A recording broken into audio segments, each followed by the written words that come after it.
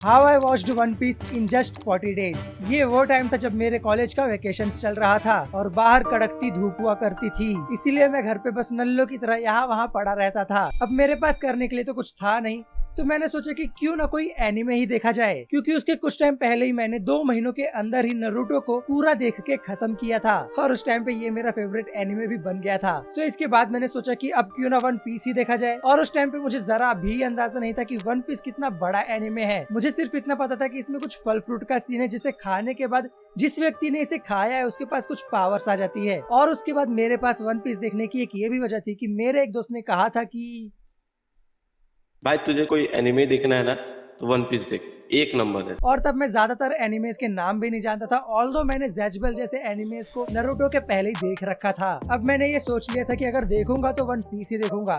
सीधी भाषा में मुझे इसे देखने की चुल मच गई थी। फिर मैंने सोचा कि चेक तो किया जाए कि आखिर इसमें कितने एपिसोड्स है, क्योंकि मुझे तो घमंड था कि मैंने नारुतो के 720 एपिसोड्स को 2 महीनों के अंदर खत्म किया है, तो इस एनिमे में कितने ही होंगे। फिर मैंने जैसे ही इसके नंबर ऑफ एपिसोड्स देखे मेरी फट गई, क्योंकि उस टाइम पे वन पीस के 1013 एपिसोड्स आ चुके थे। और तभी मुझे ये भी पता चला था कि ये एनिमे अभी भी एयर हो रहा है। लेकिन मेरे पास तो टाइम ही टाइम था, मैं दिन भर और रात भर नल्ला ही रहता था। तो आज से करीबन 1 साल पहले मैंने फाइनली वन पीस देखना स्टार्ट कर दिया, और उस दिन मैंने सिर्फ 5-6 एपिसोड ही देखे। फिर अगले दिन 5-6 एपिसोड, फिर अगले दिन 5-6 एपिसोड, क्योंकि मैं दोस्त लोग के साथ शाम को घूमने चला गया था। फिर मैंने सोचा कि अगर मैं ये इसी स्पीड से देखता रहा तो ये एनिमे मैं अपने बच्चों के साथ ही खत्म कर पाऊंगा। आई मीन इस एनिमे को कैचअप कर पाऊंगा। और अगले दिन मैं कहीं भी घूमने नहीं गया, और उस दिन मैंने वन पीस का बाराती आर्क आधा खत्म कर दिया। अब ये इतना ज्यादा भी नहीं था, क्योंकि बाराती आर्क 30 एपिसोड्स पे खत्म हो जाता है, और मैंने इसका आधा आर्क देखा था, यानी कि 24-25 एपिसोड्स तक। मतलब उस दिन मैंने 12 से 13 एपिसोड्स ही देखे थे। वैसे इसकी एनिमेशन क्वालिटी इतनी अच्छी ना होने के बावजूद भी अब मुझे इसमें थोड़ा थोड़ा इंटरेस्ट आने लगा था, इसीलिए मैंने अगले दिन बाराती आर्क के साथ में आर्लोंग आर्क को भी देख के खत्म कर दिया, यानी कि एनिमे के 44 एपिसोड्स तक। अब मेरा इंटरेस्ट इसमें और भी बढ़ गया, और मैंने अगले 18 से 19 दिनों में ही मरीन फूड आर्क को देख कर खत्म कर दिया, यानी कि पहले के 4 दिन और अभी के 19 दिन, मतलब कि टोटल 19 दिनों के अंदर मैंने वन पीस के 580 एपिसोड्स देख लिए थे। और बस मरीन फूड आर्क देखने के बाद तो अब सवाल ही नहीं उठता इस एनिमे को ड्रॉप करने का। और ये देखने के बाद मैंने 3 हफ्तों के अंदर ही अंदर वन पीस का 1019वां एपिसोड देख लिया, और फाइनली मैंने इस एनिमे को कैचअप कर लिया। और अब हर संडे मुझे इसके लिए वेट करना पड़ता है। वैसे अब मैंने इसका मांगा भी कैचअप करके रखा है, and that's how I completed thousands of episodes of One Piece in almost 40 days. तो अगर आपको भी वन पीस 40 दिन के अंदर देख के खत्म करना है तो आपको ज्यादा नहीं, दिन में 8 घंटे इसको देने हैं, अगर हम 20 मिनट के हिसाब से कैलकुलेट करें तो। अब जो लोग वन पीस के लिए नए हैं, जिन्होंने अब तक वन पीस नहीं देखा है, तो उन लोगों को इसका मैं थोड़ा सा ओवरव्यू दे देता हूँ। तो इसकी कहानी शुरू होती है एक लड़के से जिसका नाम लूफी है, और जिस तरह नारुतो में नारुतो को आगे चल के होकागे बनना था, उसी तरह लूफी को बनना है किंग ऑफ द पायरेट। अब पायरेट्स को हम सिंपल वर्ड्स में समुद्री लुटेरे कहते हैं, बाकी आप गूगल कर सकते हो। अब किंग ऑफ द पायरेट एक वन पीस नाम के खजाने को ही पाकर बना जा सकता है। एक किंग ऑफ द पायरेट पहले हुआ करता था जिसका नाम था गोल्डी रॉजर। वो एक ऐसा पायरेट था जिसके पास वन पीस हुआ करता था, और सभी लोग उसे किंग ऑफ द पायरेट्स बुलाया करते थे। लेकिन मरीन्स द्वारा एग्जीक्यूट होने से पहले गोल्डी रॉजर ने इस वन पीस को ग्रैंड लाइन में कहीं छुपा दिया था। अब ग्रैंड लाइन वन पीस में एक ऐसी जगह है जहाँ पे कई सारे पायरेट्स पाए जाते हैं। अब ग्रैंड लाइन के बारे में आप एनिमे में देखना, वहाँ पे आपको ज्यादा अच्छे से समझेगा। लेकिन यहाँ पे एक ट्विस्ट है कि अब तक किसी को यहाँ पे पता नहीं है कि आखिर वन पीस है क्या। वो हीरे जवाहरात है, पैसे है, मैप है, या फिर कुछ और है। ये बात सिर्फ गोल्डी रॉजर जानता था, या फिर उसके क्रूमेट्स। तो जैसा कि मैंने वीडियो के स्टार्टिंग में बताया था कि वन पीस के वर्ल्ड में डिफरेंट टाइप्स के फ्रूट्स पाए जाते हैं, जिसे ये डेविल फ्रूट्स कहते हैं। सीन ऐसा है कि डेविल फ्रूट को खाने के बाद उस डेविल फ्रूट की पावर उसे खाने वाले व्यक्ति के अंदर आ जाती है। मतलब कि समझो कि एक डेविल फ्रूट है और इसके अंदर आग की पावर्स है,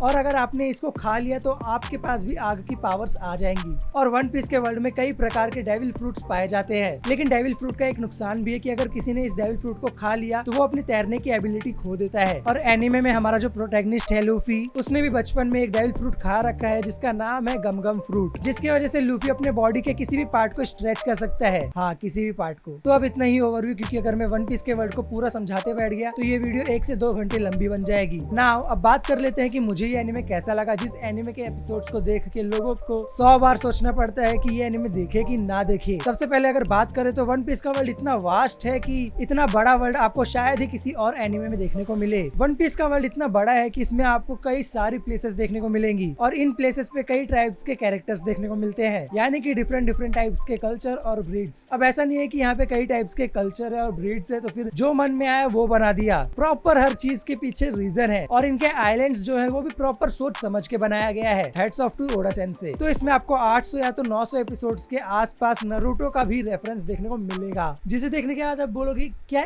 क्या क्या चल रहा है, देखना आप खुश बहुत होगे। ये चीज तो मुझे अच्छी लगे ही, लेकिन साथ ही में इसके कैरेक्टर्स के बारे में तो आपको मैं क्या ही बताऊं। इसमें इतने सारे कैरेक्टर्स हैं कि इस एनिमे के खत्म होते होते आपके 15 से 20 कैरेक्टर्स फेवरेट हो जाएंगे। और इस एनिमे का मेरा one of the favourite character शायद से आप पीछे देख सकते हो, लेकिन ये एक अकेला कैरेक्टर मेरा फेवरेट नहीं है इस एनिमे का। ऐसे कई सारे कैरेक्टर्स है जिसे आप फेवरेट कहने लगोगे। इस एनिमे में आप एक नॉन लिविंग थिंग को देख कर आप इमोशनल हो जाओगे, या तो रो दोगे, या तो एक छोटे से वर्ड पे भी आप अपने आप को कंट्रोल नहीं कर पाओगे और वो वर्ड है अरिगातो। और अगर इंग्लिश में देख रहे हो तो थैंक यू। वैसे मैंने कई एनिमे ऐसे देख लिए हैं जिसमें इस वर्ड ने अपना काम बखूबी किया है। बाकी इसका बीजीएम भी इसके फील्स को और बढ़ा देता है। बाकी इसके कई सारे कैरेक्टर्स की बैक स्टोरीज बखूबी दिखाया है और इसके विलन्स एक से बढ़कर एक है। अगर आप रियल लाइफ के हिसाब से सोचते हो तो आपको इसमें के विलन्स आपको हीरो लगने चाहिए और हीरो आपको विलन्स लगने चाहिए। हीरो विलन होते और विलन हीरो होते।